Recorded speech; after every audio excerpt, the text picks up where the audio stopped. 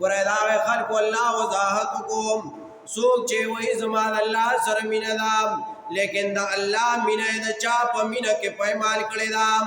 د خپل اولاد سره دومره مینه ده چې د الله مینه یې پکې پایمال کړې ده د خپل مور او پلار سره دومره مینه ده چې د الله مینه یې پکې پایمال کړې ده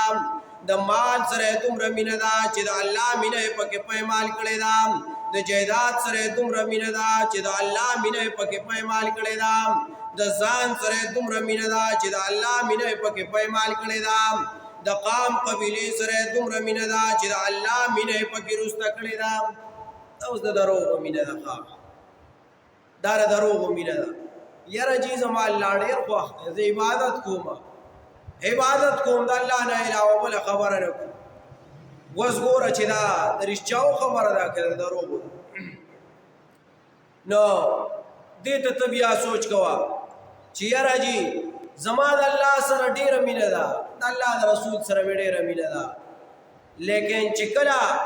خبره د قام قبیلې راله خبره دلته د الله او د الله د رسول راله اوس وګوره که دې سړي قام قبیله واغسته پوه شه چې مینه یې دروغجنه ده که چېرته مقابله د چا راله د بچو راله او د الله د دین راله د بچې واغست د الله دین یې پرېښود مینه یې دروغجنه ده که چېرته خبره د مور او پلار راله خبره د اهل و عیال راله خبره د مال او د جیداد راله خبره د نفس راله او د په دغه ځای کې د الله مینه پرېښودله د الله دین یې پرېښودو او دغه کارونه یې واغستلو دا اوس د دروغو دا څه مینه ده دا د دروغو مینه ده نو پکار ده چې د دروغو د مینې نه موږ څه وکړو ځان بچ کړو الله په خپله وایي ګوره دا سړی څه دی والله لا یهدي القوم الفاسقین ګوره دا فتوا پې چا ولګوله الله ولګوله سورې توبه آیات 24 راواړوم فتوا پې چا ولګوله الله وایي دا سړی فاسق دی چې چا د چا سره مینه وکړه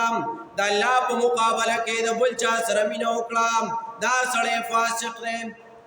زه نه وایم د الله فتوا ده یو د مولا فتوا یو د الله فتوا